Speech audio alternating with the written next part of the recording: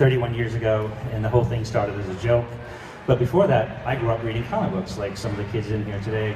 I love comic books. I was a huge fan of Jack Kirby, so was Pete there. Do you guys know who Jack Kirby is? By any chance?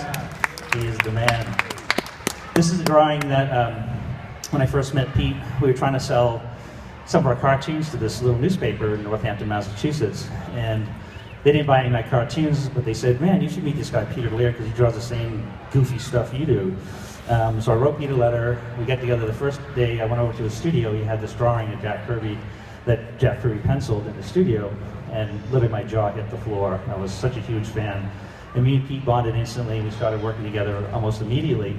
And this is my favorite picture, because this is actually the house that the Turtles were created in. It was, it's no longer there. We actually went there on the 30th anniversary. I think it's a parking lot now. But this is the house that Peter and his wife were renting, and they had a roommate move out. And I used to grow up, when I grew up in Maine, and I used to cook lobsters in the summer. And when my summer job ended, Pete said, well, we got an extra room, let's get together, and we'll form a little studio and try to sell our work. And so we said we should come up with a name for the studio, and we decided on Mirage Studios, because it was a mirage. We didn't have a studio, it was our living room. This is literally our living room in that house. And that chair, I found it in a second-hand store, and I had a little lap board, and it was in that chair in 1983, November of 1983. Wow. I thought to myself, if Bruce Lee was an animal, what would be the stupidest animal that he would be? Oh my God. And so I did this sketch of a turtle, this right here. That's the first turtle ever drawn, Michelangelo. And so I did this sketch, and I put it on Pete's desk, and I said, this is going to be the next big thing. Ha, ha, ha, ha. And of course, he laughed, and he had to do a sketch to top my sketch, so he did this one.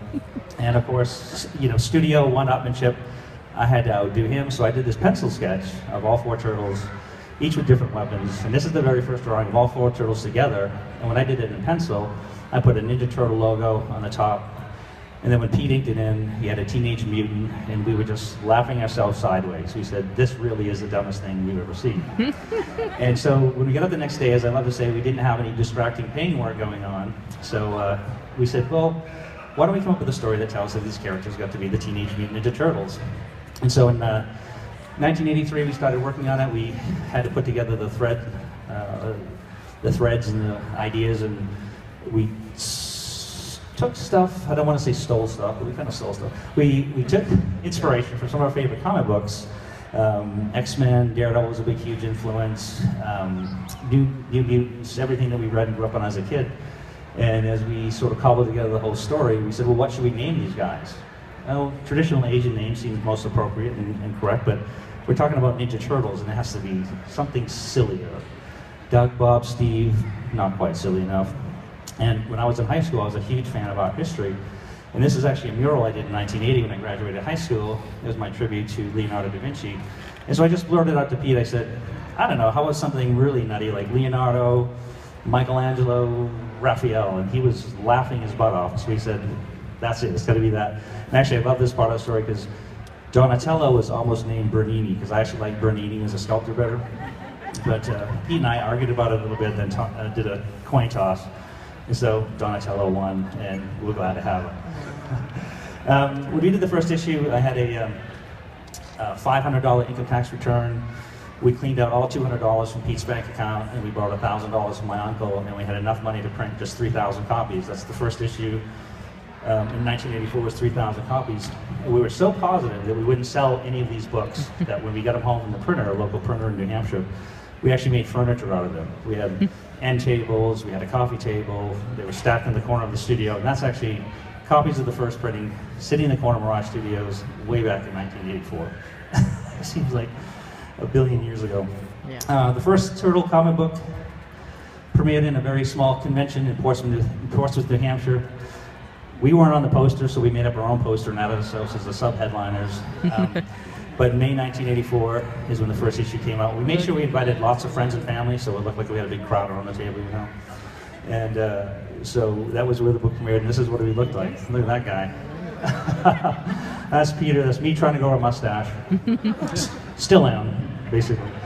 But no, it was a real dream when we put that first issue out, and I think my parents were still afraid even then that I was going to move back home and live in the basement for the rest of my life, because he has this crazy idea he's going to draw comic books for the rest of his life. So we started working on issue 2 in the fall of 1984, because after we did the first issue, I went back to cooking lobsters. And again, we never thought we'd even sell a single copy of the first issue, and we started getting calls from distributors saying, well, when are you guys going to do a second one? And we were like, well, I guess we should do a second one.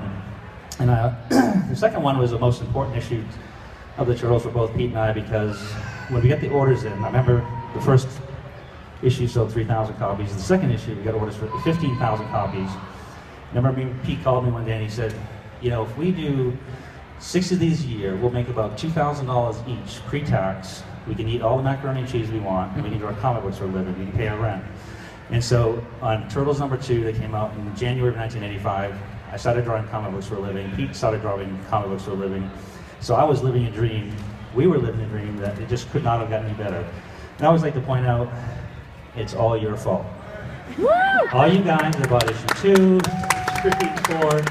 I would not have the coolest job I have if not for you guys, and I do appreciate it. And so this is Pete standing next to the stacks of Turtles #2. And the best part is I can now afford a desk. Yeah. Wasn't sitting in a big overstuffed chair anymore. So yeah, that was it. From January 1984, 85, we were starting to draw comic books for a living, and the best part was we were the owners, we were the creators, we were the editors, we were the secretaries. We answered the phone, we wrote the stories, and we wrote the stories just for us, the ones that we wanted to read, and we just hoped that you guys would like them. And the fact that I'm sitting up here 31 years later, we must have done something right. So, you guys here at San Diego Comic-Con, the big one? Yeah. You're not missing anything. It's all happening right here in Las Vegas. This is a much cooler show. That place is crazy. But this is us, the first year we went to San Diego in 1985. Still working on the mustache. Looking a little better. But the coolest thing about San Diego Comic-Con is we got to meet the man. This is Jack Kirby. And it was one of those moments, it's like, you know, sometimes one of you guys will come up to me in the show and you're really excited to meet me. Now, you imagine me, I'm the same way when I met Jack Kirby. It's, Mr. Kirby, I love you, it's inspired me. And he was such a huge inspiration, and he was the one that got me to draw, wanted to write and draw my own stories. And so when Pete and I were standing for this picture, we could barely stand. Our knees were so weak. But he was such a gracious, such an awesome guy, such a great inspiration. That was my favorite comic, which was Commanding. You guys know this cover? You know this guy? Casey Jones? Anybody fans of Casey Jones here? Woo! As you know, we added April O'Neil to the second issue of the Turtles. That was the first human character. And I wanted to bring in another human character, kind of a brother-sister kind of thing to the family. And around this time in comic books, there was all these vigilante characters. And these vigilante characters always had this really horrific backstory of why they put on a costume and went out and fought crime. And I wanted to do something a little different, so I had a vigilante called Casey Jones that became that because he watched too much bad TV. T.J. Hooker, The A-Team, all those shows. And actually in this first comic, you can see he's like, in the first scene you see him, he's got 3 TVs going at the same time. He decides to put on a hockey mask, his sweats, his shirt, and he had 2 baseball bats is the way I originally drew him. And Pete came up with the idea, he said, what if we give him a golf bag?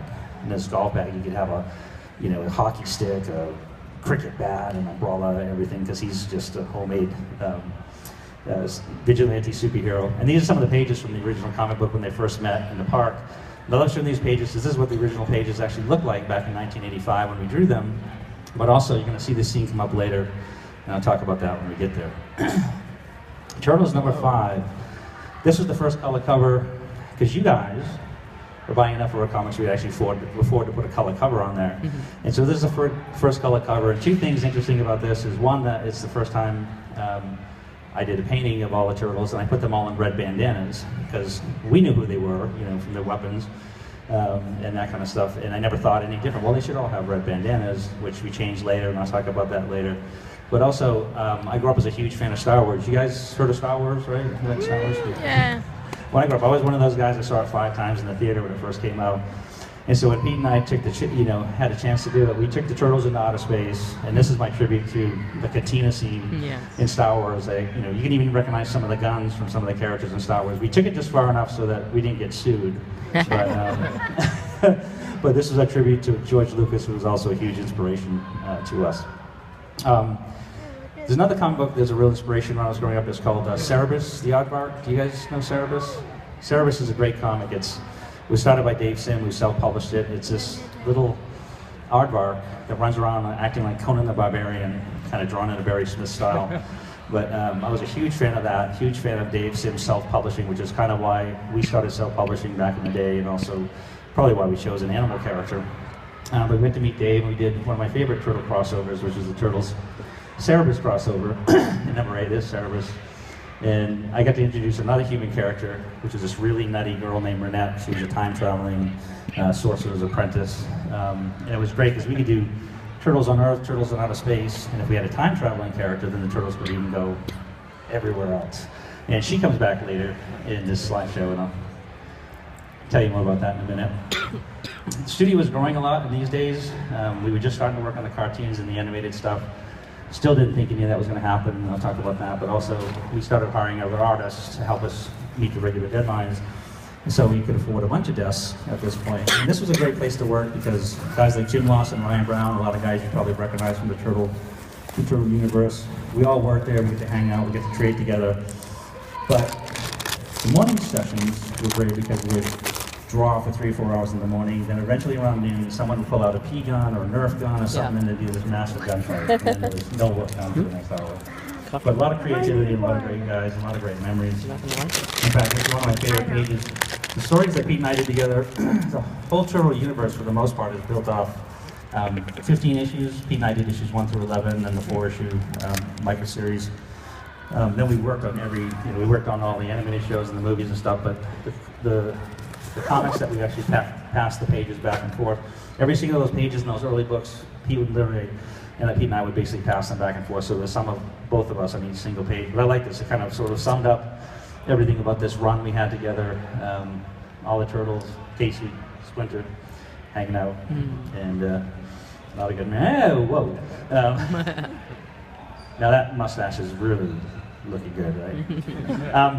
Like I said, around this time we started working on the animated shows and the toys, and it was funny because we'd done the comic book, and it was amazing to us enough that the comic book actually worked, and we started getting approached by different agents, and people said, hey, we think this can be a toy, we think this can be a cartoon, and we're like, geez guys, it didn't really work, barely worked as a comic book. Do you really think anybody's going to want to see Turtles on TV or buy toys?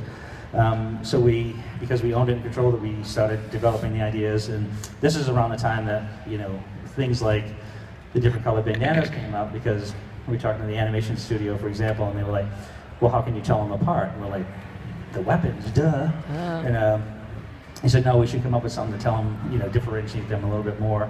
And Pete actually had the idea of doing different colored bandanas, so we chose them, like Michelangelo, orange bandana, very silly, very appropriate for nunchucks, which, if you're like me, if you've ever used them, I've hit myself in the head more times with nunchucks than I care to think about. Leonardo, the leader, blue, regal. Donatello with a purple bandana, it's more of a monk-like peaceful color. He has the bow staff, so he's more of a peaceful guy. And Raphael, we kept as the original red because he's our guy with the size that likes to get in there and really mix it up. So these are actually the prototypes. That was the original toy prototype for Rocksteady, and that was the prototype for the Turtles toy in 1988 Toy Fair. This happened right after the animation show came on air. We did a five-part series, and that came out between Christmas 1987 and January, that spring break, that Christmas holiday. And actually, do you guys know Chuck Lorre? You know who Chuck Lorre is? Big Bang Theory, Oh, 2.5 Men. Chuck Lorre actually wrote the theme song for the original Turtle cartoon. Did you know that? Really? That's so cool. Got to start somewhere. So the cartoon show came out, and it was a hit, and they ordered more shows for that fall. And then we went to Toy Fair, and the toys actually came out in June of 1988. And I love telling the story because that's cool. We still didn't believe they were actually going to be on the shelf in a toy store. So KB Toys was the local toy chain to us, closest to us. So we drove down to Springfield, and as we're walking through the toy store down to the action figure aisle, just as we get to the action figure aisle, this mom is dragging this young boy out of the action figure aisle going, no, I'm not buying you one of those stupid Ninja Turtles. Like, oh no, what have we done? Oh, God. But it was great, and here we are, still selling Turtle toys. with the TV show being a success and the comics being a success and the toys selling well, the next step was a movie, which scared the heck out of us because, you know, when you're talking about cartoons and, you know, comics, that's easy enough, but to actually bring these to life, in a real live action picture, if the characters don't work, if you can't believe them when you see them on screen. And if any, did you guys see Turtles movie one, right? Did you guys have a pizza party on Friday? Woo! That was fun. Aww. Thanks. So we were so lucky because we got a director named Steve Barron who was amazing, and Jim Henson came on board to create the actual Turtles. This was some of the sculpts that were actually done in his London studio before the movie. They were trying to test them out. Remember the scene? Pizza! Yes, I know that. The Splinter, man, it just looks real. And when we were down on the set for the first time in Wilmington, North Carolina, where they're filming it, if you've ever been to a movie set or seen it, it looks like a construction zone.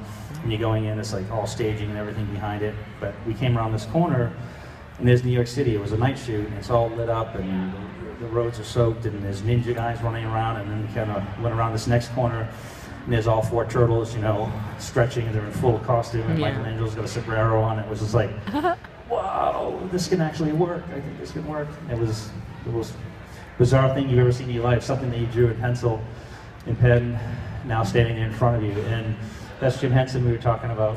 I was probably asking him something stupid, and he's being nice to me. But this guy right here is actually running some of the animatronics. Every one of the eye movements and the face movements and all that stuff were run by a puppeteer off camera. And most of the technology done for the film was actually created just for the Turtles for that film. That was amazing that somebody could think that way. Remember the Casey pages I showed you at the beginning? They actually recreated, Steve Barron loved that part in the original comic book, and so he actually put it in the movie. Many of the scenes that you see in the movie were actually pulled right from the original black and white comic books that Peter and I did. And to me, that was the perfect Casey Jones, Elias Koteas. He was just it. He's the first one, he's the original. And I met him on set. He was so nervous to meet us, and we'd already seen some of the work he was doing, and he was fantastic. And he's like, "Oh man, I'm ruining your character. I don't think I'm doing a good job." And but he was it. And it was great. When I first started drawing comic books, Turtles was the biggest comic book I ever drew, and I had painted a bunch, but not that much. But I got to learn how to paint as well as draw and tell these stories. And these are some of my favorite paintings. This was from Turtles graphic novel 2. This is from Turtles graphic novel number 3. And my favorite one here is Turtles Fighting the Foot graphic novel number 4. And it's one of those things that I wouldn't have had this great job and been able to do all that work if it wasn't for you guys. So I'm going to keep blaming you this whole time I'm talking. So I'm going to be standing up here making a fool of myself without you guys sitting there letting me. You guys see the new Nickelodeon show? Yeah. The new Nickelodeon show? Yeah. We all know that the best part is Ice Cream Kitty, right? You know Ice Cream Kitty? No. We'll get to that in a minute. I love the new Nickelodeon show. It's great because Cyril Neely, who is that guy right there standing next to me, not her, that's my wife, him. That would be weird, wouldn't it? No, Cyril grew up as his dad owned a pizza place in Philadelphia, so he grew up eating pizza, drawing turtles, making his mom drag in every turtle movie that came out. And I'd known Cyril before he got the job at Nickelodeon. And to me, it's one of my favorite series because not only did he do this great reinvention, ideas like making April a bit younger, putting the 5 on her shirt as a 5th Ninja Turtle, you know, Splinter taller, and first time they go above ground in the first issue, the first episode, eating pizza and all that stuff. It's great, I love it. But Casey Jones, the reworked Casey Jones, which I love. If you look in the on the TV show, you look here, he's got Eastman on the hockey stick, which is awesome, and then Laird is on the pads. But this is the real hero, the real star of the new series. Ice Cream Kitty, huh? Have you guys seen the Ice Cream Kitty episode? I did the voice of Ice Cream Kitty, that's why I keep saying that. I had to live with a family of stray cats for a month to method act to get into the world. Right. But no, Courtney and I were at San Diego, and we've been talking to Nickelodeon about, they wanted me to do a voice. You know, we'll come up with a cool good guy, we'll come up with a cool bad guy, we'll come up with something, you know, for you. And then they showed this drawing that was based on Michelangelo's Christmas special we did. We had Michelangelo find a cat and he named it Clunk. Right. And Cyril always wanted to bring a cat into the story, so April finds this cat, Michelangelo takes control of the cat, accidentally exposes it to mutagen and ice cream, and he becomes ice cream kitty. And so when I told them, I go, I want to do the voice of Ice Cream Kitty, and they're like, no, we'll find you something else. I said, no, I want to do the voice of Ice Cream Kitty. I'm serious. And they didn't believe me for a long time. And finally, he's like, look, I want to be able to wear a T-shirt that says, I am Ice Cream Kitty. My poor wife wear one that says, I'm with Ice Cream Kitty. And I know we still got to do that someday, baby. So that's Ice Cream Kitty. And I think there's a toy coming out soon. Are they doing a toy of it? So, sorry, Christmas shopping early. Yeah. You guys reading the new IDW comic series at all? Oh boy. I love it. It's awesome. I started working on with IDW, and the incredible Tom Waltz is the head writer. And much like Ciro did with the new animated series, he was able to pick from all the different turtle universes and create this new foundation to tell turtle stories from. And with IDW, Tom did the same thing, and so we get to pull stuff from the early cartoons and the movies, and you know, even the 2000 series, which I really love. So I do all the covers. I co-plot the stuff. We have the best time, and if you're still bummed out over Turtles 44, keep reading. Yeah, I know. Wait till you see we're going to. Stressful. 50, but I just like to show this example of how I work, because a lot of times, you know, you see the printed stuff, and then it always starts for me in a blue sketch like this, sort of a blue pencil sketch. I get the rough idea down of what I want to do, and once that's done, I do it in black and white. Then I have the fantastic Rhonda Patterson who colors all my covers, color it in, and it's just a great time. This is one of my favorite covers. Back in the early days of Mirage Studios, you know, comics always had that single face cover. We liked doing wraparound covers whenever we could, so whenever IDW lets me, I put in these wraparound covers, and this was the final chapter of City Fall that we did, issue 28. And I wanted to do this all out because I got to put Bebop and Rocksteady and Slash and Shredder and everybody, and it's just a big manic moment, but that's the original, rarely seen blue pencil sketch for that, and that was a really fun series. I did a graphic novel.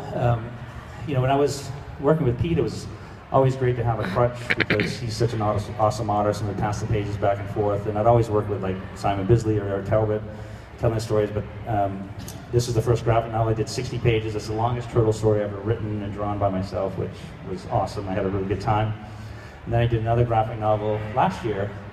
And remember the Renette character that I talked about, the time traveling Sorcerer's Apprentice character? Well, I got to bring her back, and I get to have more fun because I get to model it after my wife. So she's my Renette in this new series. Woo! That came out last year. They're coming out with a special edition of it this year, where you can see some of the behind the scenes and some of the stuff. And this is actually the cover for that. I just finished this before we came over to the show. This is the wraparound cover that will be on the special edition of the Turtles in Time story.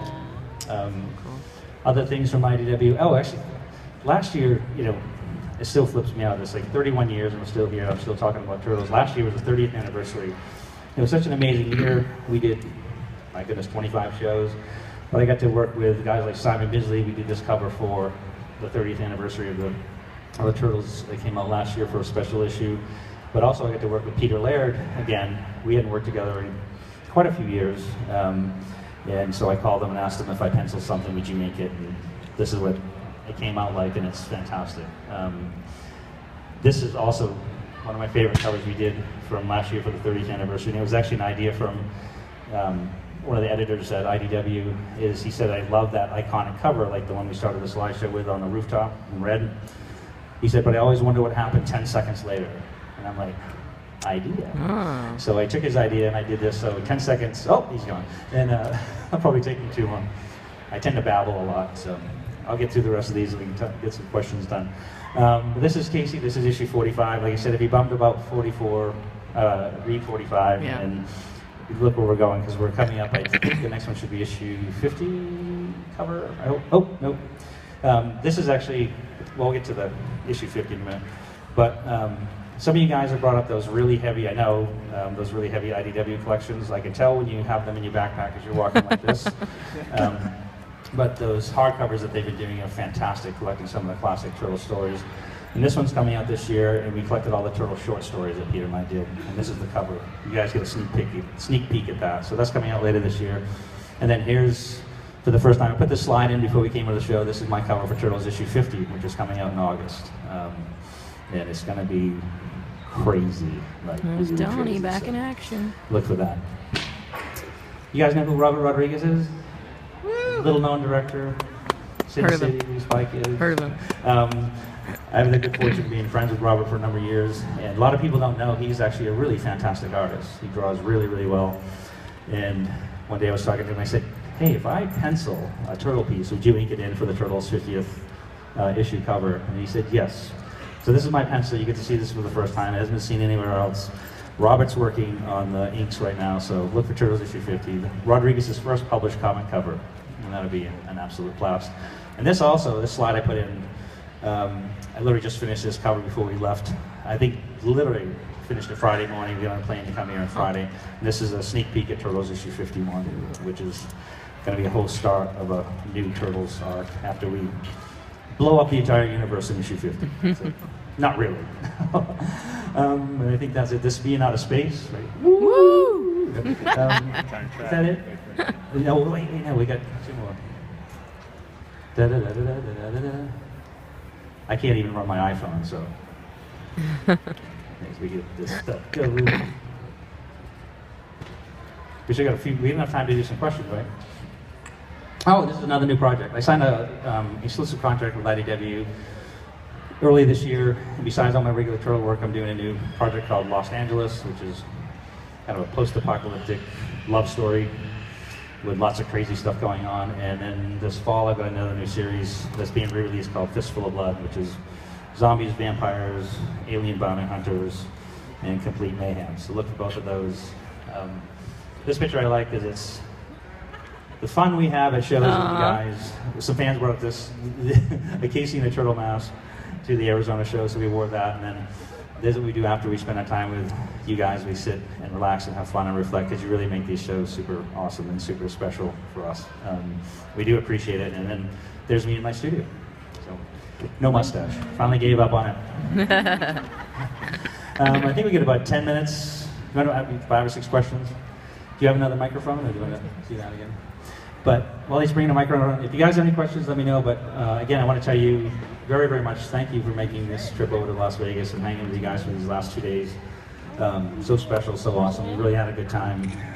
You guys are standing in those long lines waiting to see me. I don't know why you're all crazy, and thank you. Thank you. But no, seriously, I really appreciate it. And that's, I appreciate you guys. Thanks. So, yes, sir, we got a question. Woo! Did you ever met like Frank Miller? Yeah, Frank Miller is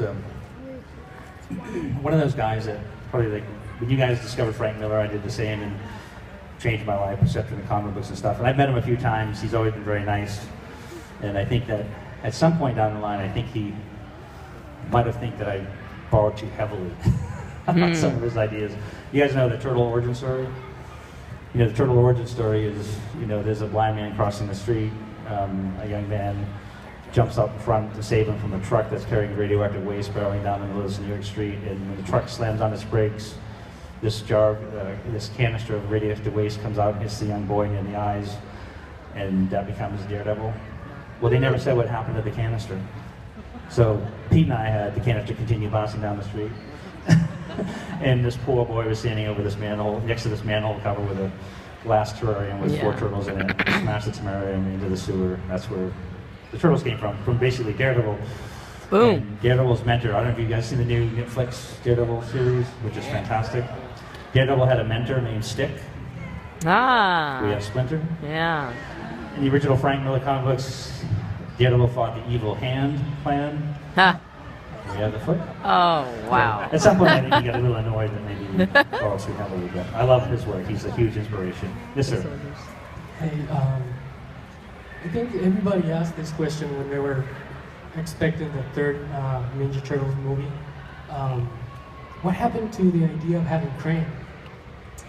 That's a great question, because we really pushed heavily in the 3rd. He's talking about the original movies. When we had done the Turtles time traveling one, and we wanted to bring Krang in and do this the whole outer space journey, but the studio thought it was going to be too expensive. Back in those days, they still did all the special effects, mostly were practical, so they didn't have so many awesome computer opportunities and things to do that kind of stuff that they could do now. In fact, I don't know if you guys know that Krang's going to be in the new Turtle movie. You've been following some of the stuff that's going on with the new one? Woo! Coming out next year. But yeah, we'd love to see the Krang, but we opted to do a Turtles in Time and take him into the past instead. So somebody, where's the guy with the microphone? Where's our friend? Here he is. So I guess I should probably talk. I'm saying just perfectly so the lights are blinding me. So. Well, I'm curious. The success of the Turtles was such a surprise to you. Have you? Do you feel that that's just the one? I mean, that's one thing that will be.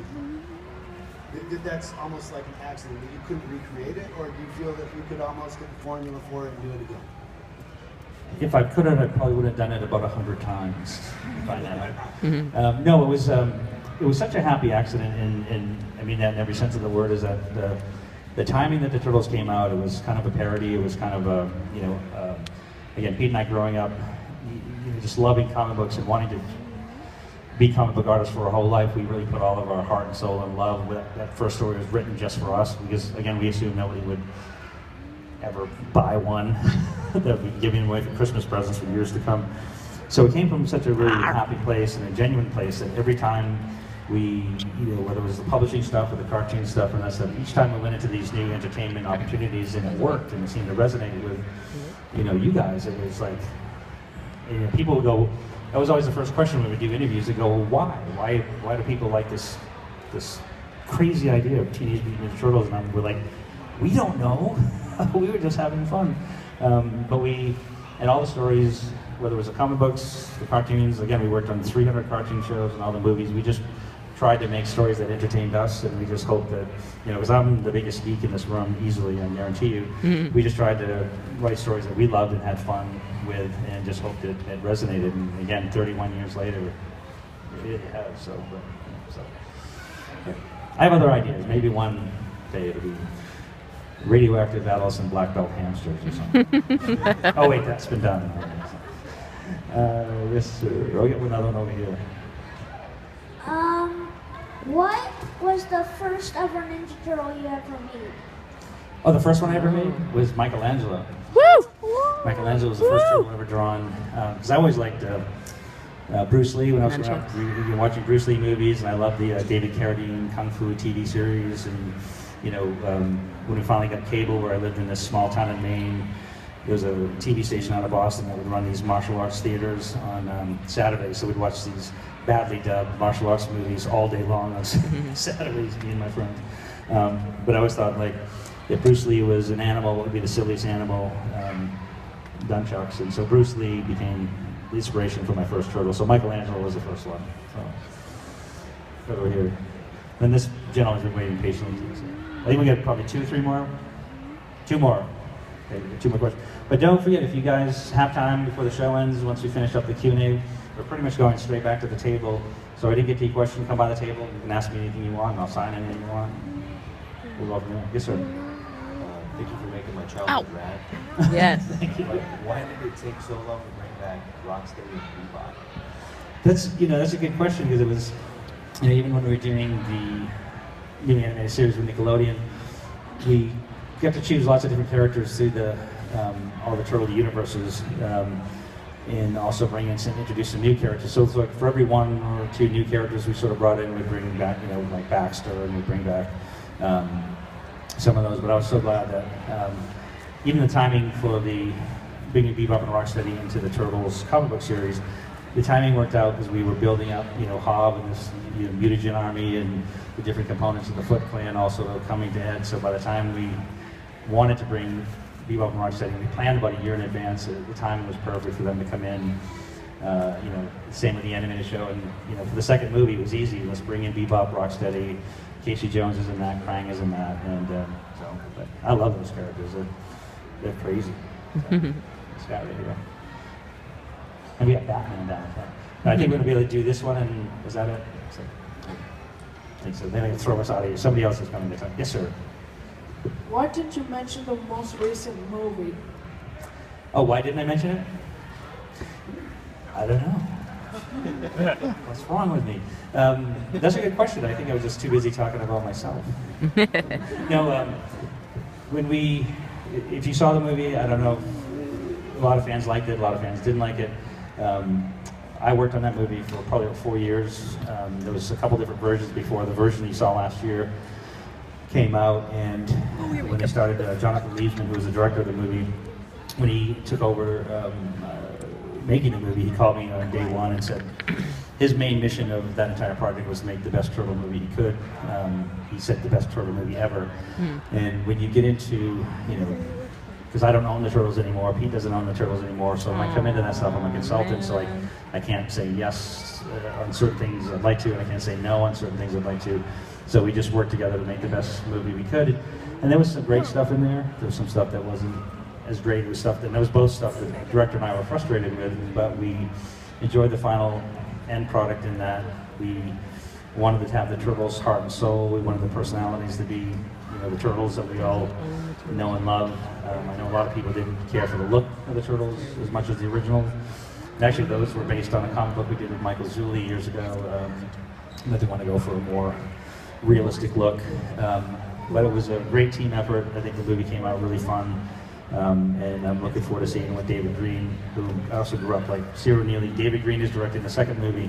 He grew up as a huge fan of the Turtles, and he's taken a bit of a different approach. And so, even if you didn't like the first movie, go see the second one next year. I think you get a big kick out of it. You'll see something you might like there. So, but I enjoyed it. So, okay, I think they're going to throw us out of here right now. So let's all go to the pool. Lastly, I just want to thank you again for coming. You made this trip awesome. We just had the best time with you all. I really appreciate it. And we'll see you back at the table if you want to come by and say hi. Thank you. Thank you, guys.